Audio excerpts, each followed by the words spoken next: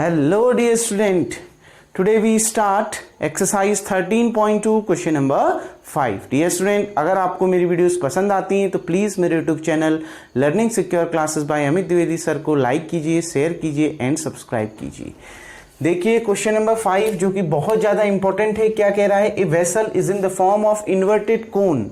एक वेसल है जो किसके बर्तन है, जो किसके फॉर्म में है? इन्वर्टेड कोन।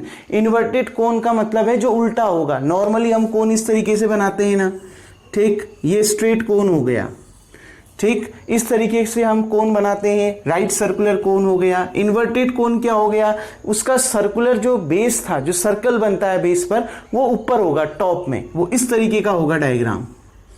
ये इन्वर्टेड कोन का मतलब है उल्टा कोन, उल्टा शंकु। आ गई ना बात में? कुछ इस तरीके से शेप में आपका होगा। क्लियर बच्चों? अब देखिए क्या कह रहा है इसके बाद। It's height is 8 centimetre. इसकी जो हाइट दे रखी है बच्चों वो कितनी दे रखी है आपको? 8 सेंटीमीटर दे रखी है। ठीक है, हाइट कितनी दे रखी है? 8 सेंटीमीटर दे रखी है। And radius of top which is open. और ये टॉप का जो रेडियस है, जो सर्कल बना हुआ है ना टॉप में, इसका जो रेडियस है विच इज ओपन, जो खुला हुआ है, ऊपर से ये क्या है? खुला हुआ है, ठीक है, बंद नहीं है, खुला हुआ है, इस 5 सेंटीमीटर। इसकी जो रेडियस है बच्चों वो कितनी दे रखी है? 5 सेंटीमीटर दे रखी है। तो पहले जितना दे रखा है उतना लिख लेते हैं। Radius of cone equals to 5 centimetre, ये आर हो गया। और height of cone equals to 8 centimetre, ये एच हो गया। क्लियर बच्चों? पहले इतना काम हमने कर लिया। अब ये क्या बोल रहा है? It is filled water up to the brim, यानी इसमें पानी भरा गया है ऊपर तक। ब्रिम का मतलब है ये टॉप तक उसमें पानी भरा है, पूरा पानी भरा है इस बर्तन पर। ठीक है, जैसे बाल्टी होती है ना, उसी तरीके से है, इसमें पूरा ऊपर तक पानी भरा हुआ है। अब ये कह रहा है व्हेन लीड शॉट्स। अब जब इसमें लीड शॉट्स का, लेड शॉट्स का मतलब है कांच के जब इसमें गोले डाले जाएंगे, ठीक, शीशे की गोलियां जब इसमें डाली जाएंगी, each of which is a sphere, और जो किसके फॉर्म में होंगी? स्पेयर, गोले के फॉर्म में होंगी। मैंने तभी बोला ना, इसमें कांच की गोलियां जब डाली जाएंगी ऑफ रेडियस 0.5 सेंटीमीटर, और उन कांचों की जो गोलियां होंगी उनकी जो रेडियस है वो कितनी है? 0.5 सेंटीमीटर है। Are dropped into the vessel, जब इस वेसल में उन गोलियों को डाला जाएगा, 1/4 of the water flows out. इस बर्तन के अंदर जितना पानी होगा, इस बर्तन के अंदर जितना पानी होगा उसका 1/4 जो वाटर है वो बाहर बह जाएगा, कह रहा है। क्लियर? इस बर्तन के अंदर जितना पानी होगा उसका 1/4 पार्ट कहां हो जाएगा? बाहर बह जाएगा, बाहर निकल जाएगा, कह रहा है। जब इसमें आप कांच की गोलियां डालोगे तो इस बर्तन का कुछ कांच की गोलियां डालोगे। अब कितनी कांच की गोलियां डालोगे ये नहीं बोला है। कुछ कांच की गोलियां जब आप उसमें डालोगे तो इसमें, इस बर्तन में जितना पानी होगा उसका 1/4 पानी कहां निकल जाएगा? बाहर निकल जाएगा। क्लियर? अब देखो, find the number of lead shots dropped in the vessel. आपने ये निकालना है कि इसमें कितने नंबर ऑफ लीड्स डाले जाएंगे, कितने नंबर ऑफ कांच की गोलियां, कितनी कांच की गोलियां इसमें डाली जाएंगी, ये आपने निकालना है। मैंने कहा ना कुछ कांच की गोलियां डाली गई हैं, तो वो कितनी कांच की गोलियां डाली गई हैं इसमें, वही आपने निकालना है। इसमें कितने कांच के गोले डाले गए हैं वही आपने निकालना है। आ गई ना बात समझ बच्चों? कैसे निकालेगा? अब देखिए, मैंने आपसे बोला क्वेश्चन में एक चीज बोल रहा है 1/4 of the water flows out. इस बर्तन में जितना पानी होगा उसका 1/4 पार्ट बाहर निकल जाएगा। अब सबसे बड़ी बात यह होती है कि इस बर्तन में कितना पानी होगा। बच्चों, इस बर्तन में कितना पानी होगा? इस बर्तन में पानी जितना होगा वो किसके बराबर होगा? इस बर्तन के वॉल्यूम के बराबर होगा। मैंने कहा ना इसमें पानी कितना भरा जाएगा। जैसे कल बैलून की बात हुई, बैलून में हवा भरोगे, ठीक है, हवा का अगर आपने कितनी हवा भरी गई ये निकालना है, तो जो वॉल्यूम होगा उस बैलून का उस समय उतनी हवा उसमें भरी जाएगी। तो वही बात यहां पर भी आई, इसमें कितना पानी भरा जाएगा इस बर्तन में? जितना इस बर्तन का वॉल्यूम होगा उतना पानी इसमें भरा जाएगा। आ गई ना बात समझ में? उतना पानी इसमें होगा जितना इस बर्तन का वॉल्यूम होगा। मतलब जो पानी का वॉल्यूम है वो किसके बराबर होगा? बर्तन के वॉल्यूम के बराबर होगा। आ गई ना बात समझ? तो सबसे पहले मैं इस वेसल का क्या निकालता हूं, इस बर्तन का क्या निकालता हूं बच्चों, वॉल्यूम निकालता हूं। क्लियर? देखिए, volume of water in a vessel.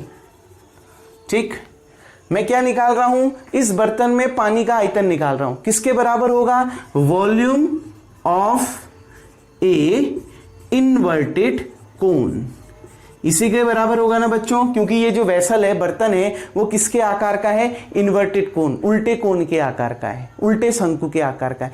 तो इस बर्तन में कितना पानी होगा, इस बर्तन में पानी का अगर आपने आयतन निकालना होगा, वॉल्यूम निकालना होगा, तो वो किसके बराबर होगा, जितना इस वेसल का क्या होगा, वॉल्यूम होगा। तब मैंने लिख दिया volume of A inverted cone. Clear? अब देखिए बच्चों, तो इसको हम V1 मान लेते हैं, तो V1 कितना हो गया बच्चों, वॉल्यूम ऑफ कोन कितना होता है, 1/3 पाई r स्क्वायर h। मैं इसमें हाइट को h1 मान लेता हूं। क्लियर? हाइट को क्या मान लेते हैं थोड़ी देर के लिए, वैसे हाइट को h1 मानने की जरूरत नहीं है, क्योंकि अगला तो गोला दे रखा है, ठीक है ना, गोले में हाइट होती नहीं है, तो h ही मानते हैं, 1/3 पाई r स्क्वायर h। तो देखिए 1/3 पाई अभी ऐसे ही रहने दो बच्चों, r की वैल्यू कितनी दे रखी है, 5, तो 5 का होल स्क्वायर इंटू h कितना दे रखा है बच्चों, 8, तो यहां पर 8 आ गया। देखिए v1 इक्वल्स टू कितना आ गया, 1/3 पाई 5 का होल स्क्वायर 25 इंटू 8, तो v1 इक्वल्स टू बच्चों, देखिए V1 that implies that V1 equals to कितना, 25 को 8 से मल्टीप्लाई करिए, 200 कितना आ गया, 200, और ऊपर पाई भी है, तो पाई को ऐसे ही रहने दिया, अपॉन 3। वॉल्यूम किस पर होगा, सेंटीमीटर यूनिट दे रखी है ना, तो सेंटीमीटर क्यूब हो गया। ये वॉल्यूम हो गया इस वेसल का, इस बर्तन का, मतलब इस बर्तन में जितना पानी होगा उसका आयतन आपने निकाल दिया 200 पाई अपॉन 3 सेंटीमीटर क्यूब। कोई डाउट बच्चों? Volume of water in a vessel, मतलब इस बर्तन में पानी का आयतन कितना होगा, जितना इस बर्तन का आयतन होगा, जितना इस वेसल का वॉल्यूम होगा, तो वेसल का वॉल्यूम कितना हुआ, 200 पाई अपॉन 3 सेंटीमीटर क्यूब। एक काम हो गया है।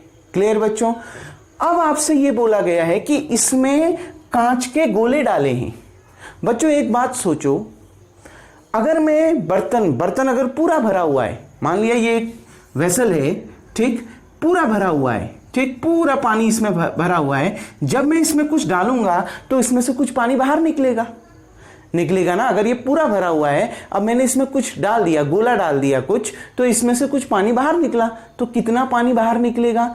मान लिया मैं इसमें एक गोला डालता हूं, ठीक, एक स्पेयर डालता हूं, ठीक, अब इसमें से कुछ ना कुछ तो पानी बाहर निकलेगा ना, क्योंकि ये तो पूरा भरा हुआ है। अब इसमें गोला भी चला गया अंदर, स्पेयर भी डाल दिया है मैंने, तो इसमें से कुछ ना कुछ पानी बाहर निकलेगा। कितना पानी बाहर निकलेगा बच्चों, जितना इस गोले का वॉल्यूम होगा, इस स्पेयर का वॉल्यूम होगा, उतना पानी इस वेसल से बाहर निकलेगा। आ गई ना बात समझ में? क्या कहा मैंने, ध्यान से समझिए इस बात को। अगर मैं इस पूरे भरे हुए बर्तन में, एक पूरा भरा हुआ बर्तन है, उसमें पूरा पानी भरा हुआ है, पानी हो, मिट्टी हो, कुछ भी है, अभी हमको पानी दे रखा है, तो पूरा पानी भरा हुआ है, तो इसमें अगर मैं कुछ कांच की गोलियां डालूं, जैसे एक कांच की गोली डालूं, तो अगर एक कांच की गोली डालूंगा तो इससे एकदम से पानी बाहर निकल जाएगा। आप अपने घरों में देखते हैं, कोई बाल्टी अगर पूरी भरी होगी, तो आप उसमें अगर लोटे को डालते हो तो उसमें से कुछ पानी बाहर छलक जाता है।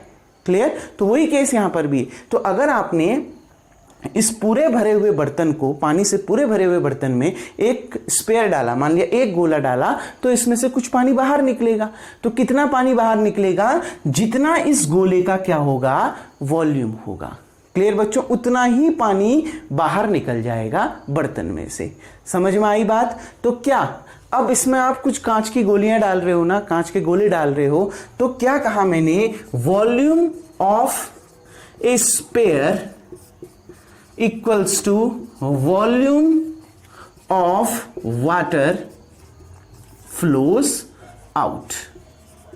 क्लियर बच्चों? समझ में आया? क्या लिखा मैंने इसमें, कुछ पानी, कुछ गोले डाले ना, मैंने अभी एक ही गोला डाला, मैं मान के चलता हूं, ठीक, तो एक गोला डाला, तो उस गोले का वॉल्यूम कितना होगा, जितना पानी उस वेसल से बाहर आया है उसके वॉल्यूम के बराबर होगा।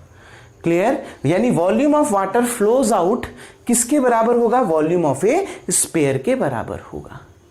आ गई ना बात समझ। Volume of water flows out किसके बराबर होगा, वॉल्यूम ऑफ ए स्फीयर के बराबर होगा। जितना पानी बर्तन से बाहर निकल रहा है उस पानी का आयतन, उस पानी का वॉल्यूम किसके बराबर होगा, जितना उस गोले का वॉल्यूम होगा जो उस वेसल के अंदर डाला गया है। तो क्या निकल के आया बच्चों, देखो volume of A water flows out, क्योंकि इसकी जरूरत भी पड़ रही है ना, ठीक। Volume of A water flows out, उसको हमने मान लिया V2, ठीक है, उसको हमने क्या मान लिया, V2 मान लिया। तो बच्चों वो कितना हो जाएगा, वॉल्यूम ऑफ ए स्फीयर, और स्फीयर का वॉल्यूम कितना होता है 4/3 पाई r क्यूब। और आपको ये भी दिया है यहां पर, since radius of A sphere, radius of A sphere, ऐसे जितने भी गोले उसमें डाले गए हैं हर किसी का रेडियस कितना है 0.5 सेंटीमीटर। लेकिन ध्यान रखना ये तो मैं अभी एक ही गोले का आयतन निकाल रहा हूं। अब इस बर्तन में कुछ गोले डाले गए हैं, कुछ लिखा है ना उसने, तो कुछ होंगे वो, अब कितने होंगे वही हमने निकालना है। क्लियर, मैं अभी केवल एक ही वॉल्यूम का, एक ही गोले का वॉल्यूम निकाल रहा हूं, एक ही स्फीयर का वॉल्यूम निकाल रहा हूं, लेकिन इसमें कुछ गोले डाले गए हैं। अब कितने गोले डाले गए हैं, मान लिया n गोले डाले गए हैं, तो पहले मैं एक गोले का वॉल्यूम निकालता हूं, एक स्फीयर का, ठीक, फिर मैं n स्फीयर का वॉल्यूम निकाल लूंगा, उसको उस वॉल्यूम को किससे मल्टीप्लाई कर दूंगा, n से मल्टीप्लाई कर दूंगा। क्लियर बच्चों, अब ध्यान से समझिए, volume of water flows out, कितना पानी बाहर निकला बर्तन में से जितना उस स्फीयर का वॉल्यूम होगा। क्यों, क्योंकि उस वेसल में क्या डाला गया है, देखो उस वेसल में लीड शॉट्स, ठीक है ना, मतलब कांच के गोले डाले गए हैं, ठीक। अब देखो तो volume of A water flows out 4/3 पाई ऐसे ही रहा बच्चों, r कितना दिया है 0.5, तो उसका होल क्यूब। क्लियर, तो कितना निकल के आ गया V2 इक्वल्स टू, देखिए 4/3 पाई 0.5, 5 का होल क्यूब कितना 125, तो कितना आ जाएगा 0.125। अगर आप इसको मल्टीप्लाई कर सकते हैं तो करिए, ठीक है, वो आप कर सकते हैं मल्टीप्लाई, ठीक है, नहीं करना चाहते तो अभी इतना ही छोड़ दीजिए, कोई दिक्कत नहीं, आगे देख लेंगे जब हम इसको सॉल्व करेंगे। क्लियर, क्योंकि आगे तो हमने कुछ और ही निकालना है ना, number of lead shot out, ये देखो number of lead shots dropped in the vessel, आपने ये निकालना है। क्लियर, इतना आ गया ना बच्चों समझ में, इसको मान लेते हैं इक्वेशन नंबर 2। यहां तक क्या किया समझ में आया बच्चों, ठीक। अब देखिए, अब मैं आगे बढ़ता हूं बच्चों, और अब हमने जो निकालना है मैं उसकी बात करता हूं। देखिए, मैं एक चीज यहां पर ध्यान रखो, इसमें कुछ कांच के गोले डाले गए हैं, मैंने अभी केवल एक कांच के गोले का क्या निकाला है, वॉल्यूम निकाला गया है। मान लिया इसमें let the number of lead shots dropped in the vessel is n, let n number of lead shots dropped in vessel, ठीक। मान लिया कि क्या बच्चों हमने, ठीक, मान लिया हमने क्या किया, उस वेसल में, उस बर्तन पर कितने लीड्स डाले, मतलब कितने कांच के गोले डाले, n कांच के गोले डाले। ये तो केवल एक कांच के गोले का वॉल्यूम था, ये जो पानी बाहर निकला वो तो केवल एक कांच के गोले का वॉल्यूम था, एक कांच का गोला डालने से इतना पानी बाहर निकला। अगर मैं n कांच के गोले इसमें डाल दूं तो कितना पानी बाहर निकलेगा, इसको मैं n से क्या कर दूंगा, मल्टीप्लाई कर दूंगा। आ गई ना बात समझ में। अब देखिए क्वेश्चन को बच्चों यहां से हम रफ कर देते हैं क्वेश्चन में, लेकिन समझना क्वेश्चन में अभी बहुत कुछ दिया हुआ है, मैंने क्वेश्चन आपको स्टार्टिंग में ही समझा दिया था क्वेश्चन में क्या क्या बोल रहा है।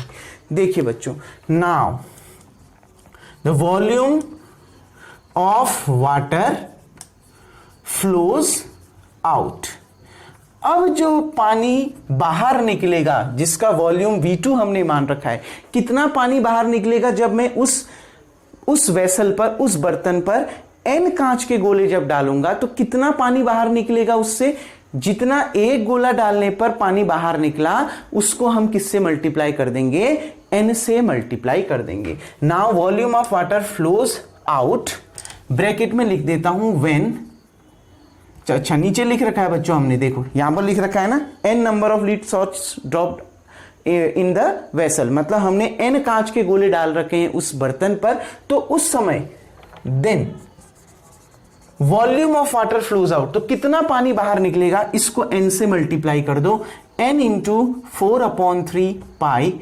0.125। क्लियर बच्चों। एक्चुअल में इसको ना मान के इक्वेशन 2, इसको आप इक्वेशन नंबर 2 मान लीजिए। आ गई ना बात समझ में। ये तो केवल एक गोला डालने पर कितना पानी बाहर निकला, हमने तो उसमें कुछ कांच के गोले डाल रखे, तो कितने कांच के गोले डाले मान लिया n, तो उस समय जो वॉल्यूम हो जाएगा बाहर पानी का जो बाहर निकल रहा है वो कितना हो जाएगा, इस पूरे वॉल्यूम को किससे मल्टीप्लाई कर दोगे, n से मल्टीप्लाई कर दोगे। इतना आ गया ना बच्चों समझ में। अब आगे देखिए, अब अकॉर्डिंग टू क्वेश्चन दिया था, मैंने आपको क्वेश्चन में समझाया था कि क्या कितना पानी बाहर निकल रहा है, इस पूरे बर्तन पर जितना पानी है उसका 1/4 पार्ट कहां निकल रहा है, बाहर निकल रहा है। आ गई ना बात में। कितना पानी बाहर निकल रहा है, देखो volume of water flows out equals to volume of water in vessel. क्या कहा बच्चों, कितना पानी बाहर निकल रहा है इस बर्तन से, जितना इस देखो इस बर्तन में जितना पानी होगा उसका जो आयतन होगा उसका 1/4। यही तो कह रहा है ना, कितना पानी बाहर निकल रहा है इस बर्तन से कांच की गोलियों को डालने पर, जितना इस बर्तन में पानी होगा, मतलब जितना इस बर्तन में पानी का जितना पानी का आयतन होगा इस बर्तन में, उसका 1/4 पार्ट इस बर्तन से बाहर निकल जा रहा है। यही तो कह रहा है। तो volume of water flows out, कितना पानी बाहर निकल रहा है, देखो बाहर निकलने वाले पानी का आयतन इस बर्तन में पानी के आयतन का 1/4 है। यही तो दे रखा है ना, शुरू में दिया था 1/4 part of water flows out, लिखा था ना, मतलब इस बर्तन में जितना पानी है, ठीक, उसका 1/4 पानी बर्तन से बाहर निकल जा रहा है। तो कितना पानी बर्तन से बाहर निकल रहा है, जो पानी बर्तन से बाहर निकल रहा है उसका जो वॉल्यूम होगा, जो पानी इस बर्तन पे होगा उसके वॉल्यूम का 1/4 होगा। आ गई ना बात समझ में। क्वेश्चन में क्या दिया है समझ में आ गया ना, ठीक, क्योंकि इस बर्तन में जितना पानी होगा उसका 1/4 बाहर निकल रहा है। तो देखो इस बर्तन में जितना पानी होगा उसके वॉल्यूम का 1/4 पानी कहां निकल रहा है, इस बर्तन से बाहर निकल रहा है। इसलिए मैंने लिख दिया volume of water flows out equals to 1/4 volume of water in the vessel. कोई डाउट। देखो बच्चों, volume of water flows out आपने कितना मान रखा है, वॉल्यूम जो बाहर निकल रहा है V2, ठीक, इक्वल्स टू 1/4। शुरू में देखो इक्वेशन 1 को, volume of water in vessel कितना मान रखा है, देखो वेसल में कितना पानी है, उस वेसल में जो पानी है उसका आयतन कितना है, V1 आपने मान रखा है, तो यहां पर V1 हो गया। क्लियर। अब देखो बच्चों, वीडियो को पॉज करके सबसे पहले आप इतना उतार लेंगे, उम्मीद करता हूं यहां तक आपने उतार लिया होगा। अब हम इसका यूज करते हैं। देखिए V2 कितना दे रखा है बच्चों, n into 4 pi into 0.125 upon कितना 3, इस पूरे के अपॉन में 3 है, इक्वल्स टू 1/4 इंटू V1 कितना दे रखा है बच्चों, V1 आपको देखिए शुरू में दे रखा है 200 पाई अपॉन 3। देखो बच्चों 3 से ये 3 कैंसिल हो गया ना, 3 से ये यहां पर डिनोमिनेटर में, इक्वल टू के उधर पे भी 3 डिनोमिनेटर में, तो कैंसिल हो गए। 4 से ये कितने बार कैंसिल हो गया बच्चों, 50 बार कैंसिल हो गया। क्लियर। दूसरा, इस पाई से ये पाई भी क्या हो गया, कैंसिल, क्योंकि पाई इक्वल टू के उधर न्यूमरेटर में है, पाई इक्वल टू के उधर भी न्यूमरेटर में है, तो कैंसिल हो गया पाई से पाई भी। अब कितना बचा उतना उतार दीजिए, n बचा इंटू 0.125 बचा इक्वल्स टू उधर क्या बचा, केवल 50 बचा। ठीक, केवल 50 बचा, बाकी सारे क्या हो गए, कैंसिल। देखो n के साथ ये मल्टीप्लाई में, इक्वल टू उधर जाएगा डिवाइड में, n इक्वल्स टू 50 अपॉन 0.125।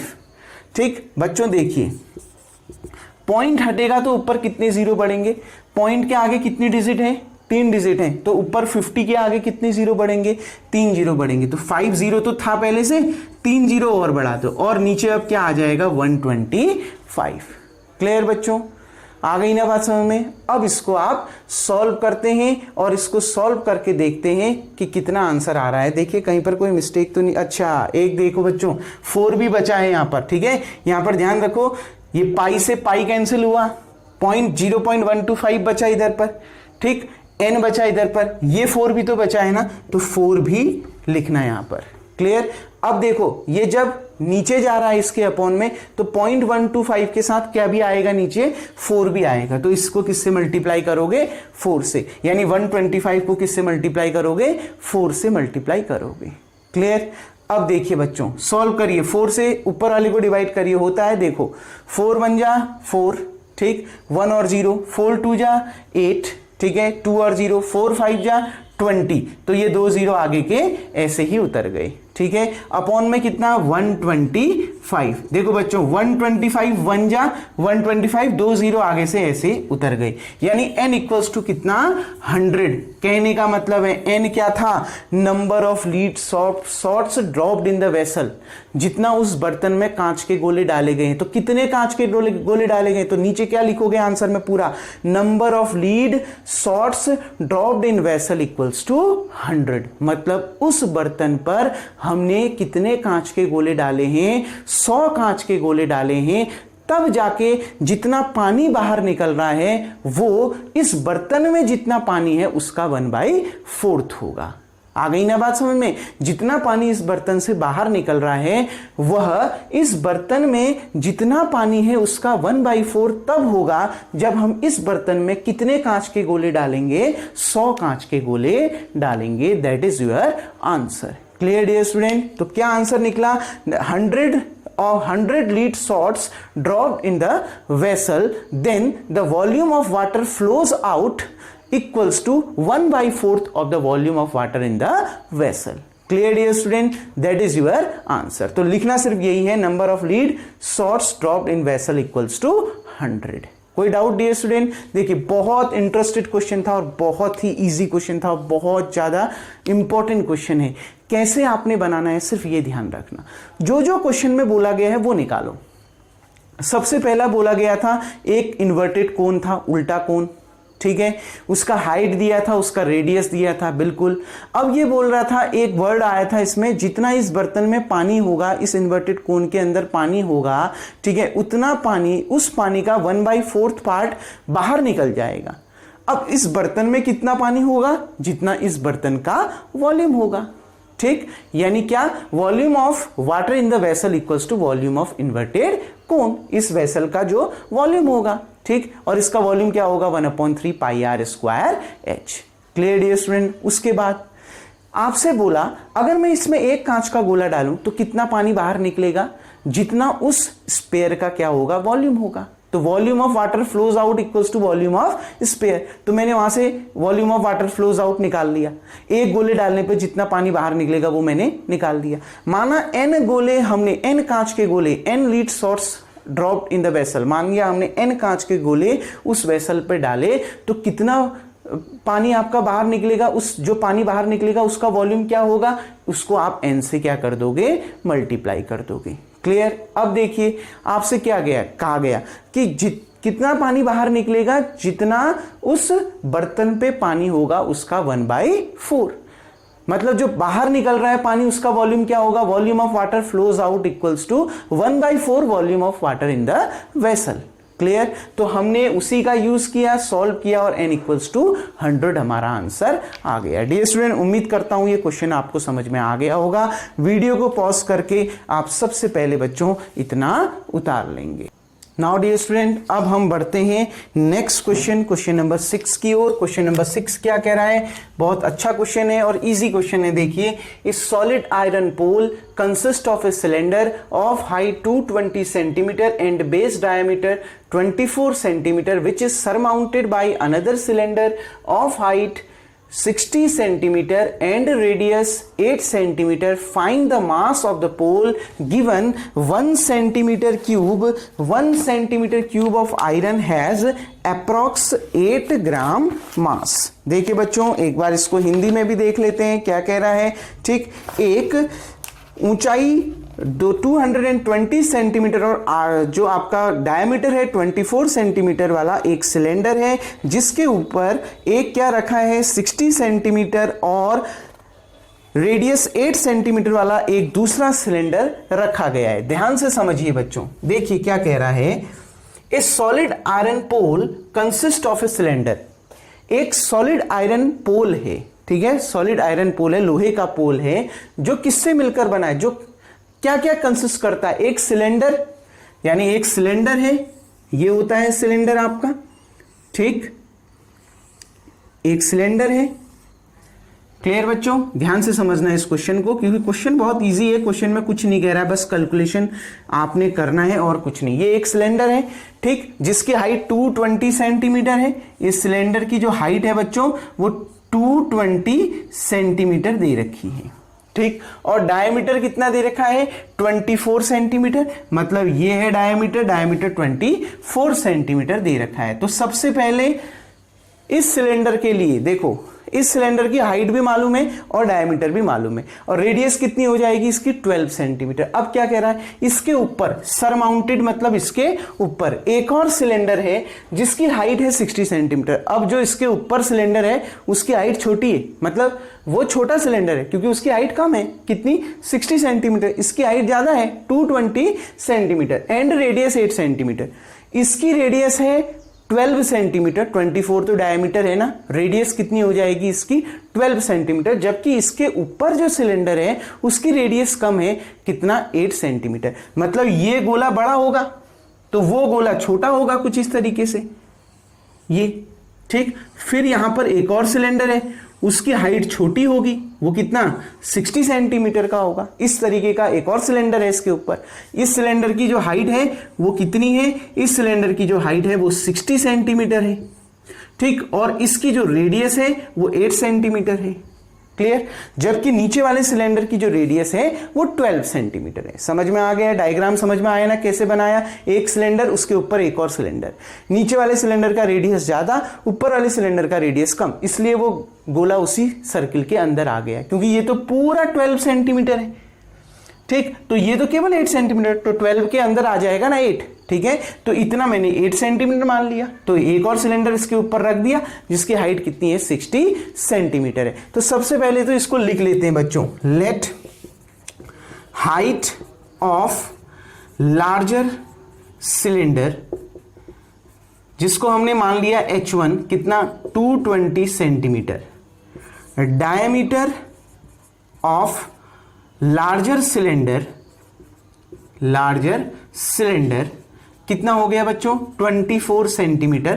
तो रेडियस ऑफ लार्जर सिलेंडर, अब इस बड़े सिलेंडर का जो रेडियस होगा वो कितना होगा, 24 का हाफ यानी 12 सेंटीमीटर। इसको आप कैपिटल आर से रिप्रेजेंट कर लीजिए। क्लियर बच्चों, अब देखिए हाइट ऑफ स्मॉलर सिलेंडर, जो छोटा सिलेंडर है उसकी जो हाइट है वो कितनी है, उसको हम H2 मान लेते हैं और वो 60 सेंटीमीटर है, और रेडियस ऑफ स्मॉलर सिलेंडर, जो रेडियस होगा उस स्मॉलर सिलेंडर का वो बच्चों कितना है, रेडियस दे रखा है उस स्मॉलर सिलेंडर का R इक्वल्स टू कितना, 8 सेंटीमीटर। क्लियर बच्चों, रेडियस कितना दे रखा है, 8 सेंटीमीटर। कोई डाउट यहां तक, ठीक। अब आगे बढ़ते हैं, find the mass of the pole. आपने इस पूरे आयरन पोल का, ये एक सिलेंडर है, उसके ऊपर एक और सिलेंडर है, ठीक है, तो ये पूरा आयरन पोल हो गया, इसका आपने मास निकालना है।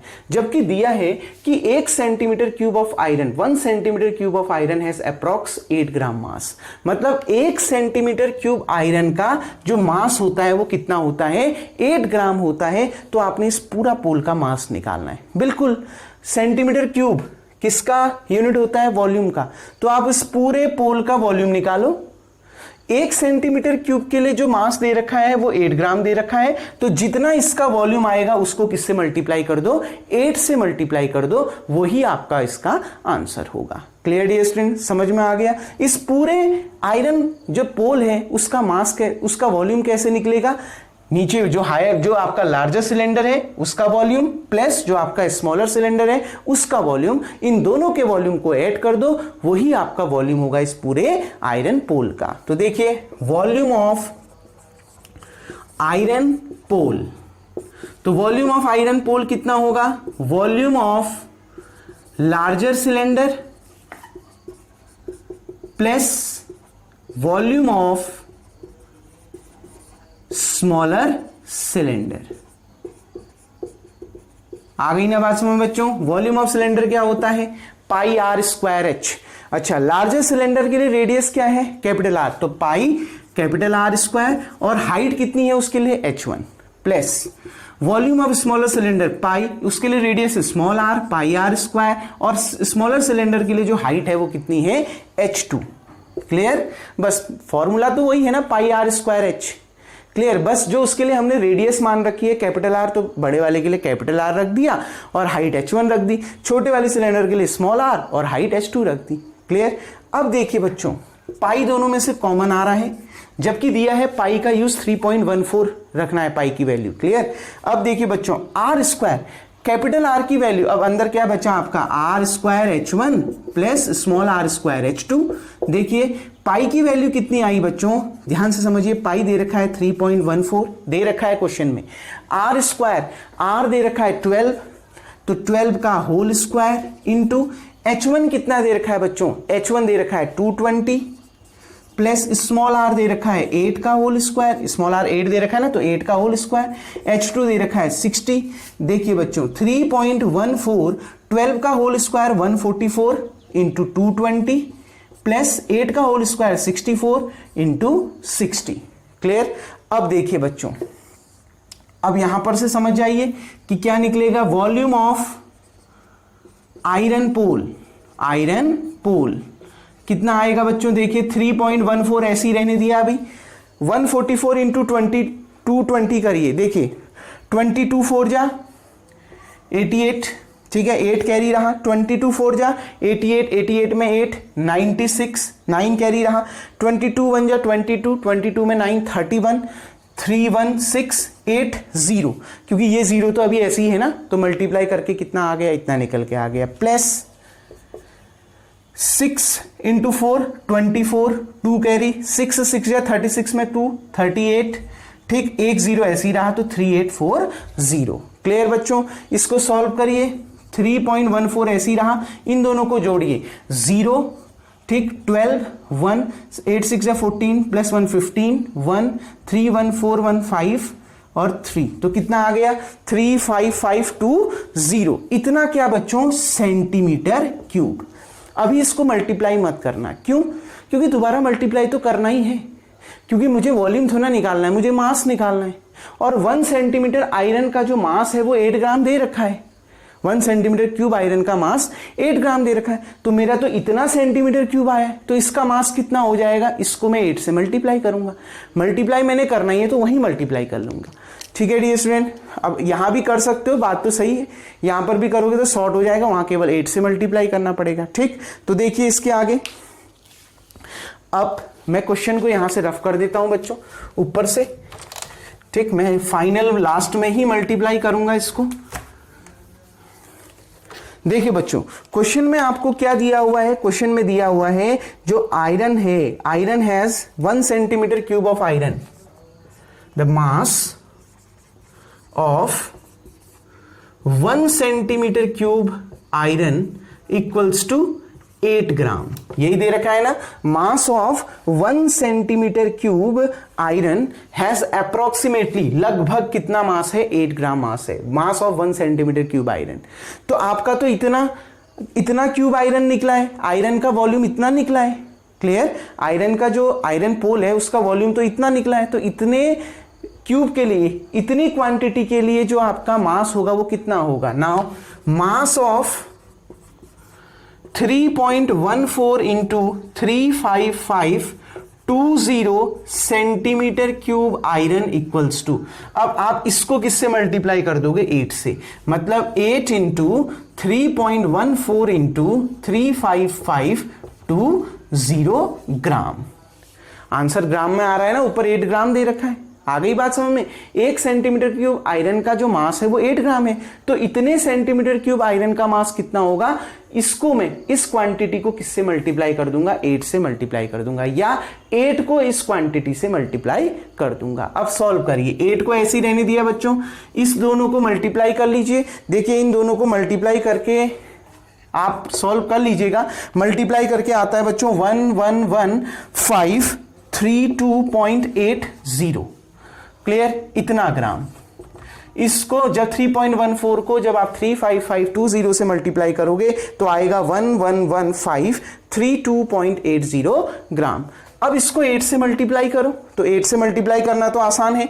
8 से मल्टीप्लाई करके आएगा बच्चों 89226.40 ग्राम। देखिए 8 0 जा 0, 8 8 जा 64, 6 रहा, 8 2 जा 16 में 6 20, आपका 8 0 से 0, 8 8 जा 64, आपका 6 रहा, ठीक, कहीं पर गड़बड़ हो रही है, 8 0 जा 0 हो गया आपका, ठीक है। अब 111532.80, एक बार इसको मल्टीप्लाई करना है, 89226, यहां पर ये भी आएगा बच्चों 2.40। देखो 8 0 से 0, 8 8 जा 64, 6 8 2 जा 16 में 6 22, ठीक है, 2 कैरी, 8 3 जा 24 में 2 26, 8 5 जा 40 में 2 42, और 8 1 जा 8 में, ठीक हो गया, 4 12, 8 1 जा 8 में 1 9, 8 1 जा 8, इतना ही आपका निकल के आया, इतना ग्राम हो गया। अगर किलोग्राम में आंसर निकालना है तो किलोग्राम में कैसे निकलेगा, इसको किससे डिवाइड कर दो, 1000 से डिवाइड कर दो।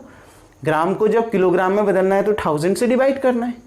आ गई ना बात समझ में? तो कितना आ गया बच्चों, देखो 89226.40 को 1000 से डिवाइड कर दो, जहां पर आपका पॉइंट लगा है वहां से 1 2 3, 1 के आगे कितने जीरो है, अपॉन में 3, तो 3 प्लेस पीछे चले जाओ, 1 2 3। अब इस 2 के आगे पॉइंट लग जाएगा, मतलब 892 के बाद पॉइंट लग जाएगा, 892 के बाद पॉइंट लग जाएगा। कितना आएगा, 892.26240, यानी आप इसको क्या लिख सकते हो, 892.26 kg। तो यही आपका क्या होगा बच्चों, इसका आंसर होगा। बहुत इजी क्वेश्चन था। आ गई ना बात समझ में कैसे निकालना है? सिंपल सा ट्रिक है। आपको दिया क्या है, एक सिलेंडर है, हाइट भी दे रखी है, उसकी डायमीटर भी दे रखी है, रेडियस निकाल सकते हैं, ठीक, और उसके ऊपर एक और सिलेंडर है, उसकी भी हाइट और रेडियस दे रखी है, क्योंकि ऊपर वाला सिलेंडर छोटा है तो उसकी रेडियस छोटी होगी, तो सर्किल उसी सर्किल के अंदर आ जाएगा। जो इस सिलेंडर, जो बेस में जो सिलेंडर है उसके टॉप जो मैंने सर्किल बनाया हुआ है, उसी सर्किल के अंदर में दूसरा सिलेंडर का सर्किल भी आ जाएगा। इस तरीके का कोई फिगर आपका बन जाएगा। उस पूरे पोल का आपने वॉल्यूम निकालना है पहले, क्योंकि मास निकालने के लिए आपने पहले वॉल्यूम निकालना पड़ेगा, क्योंकि 1 सेंटीमीटर क्यूब आयरन के लिए जो मास दे रखा है वो 8 ग्राम दे रखा है। तो इसका वॉल्यूम निकालो, कैसे निकलेगा, इस सिलेंडर का वॉल्यूम प्लस इस सिलेंडर का वॉल्यूम, हाइट और रेडियस दोनों के लिए अलग ले दे रखी है, सॉल्व किया तो इतना आ गया।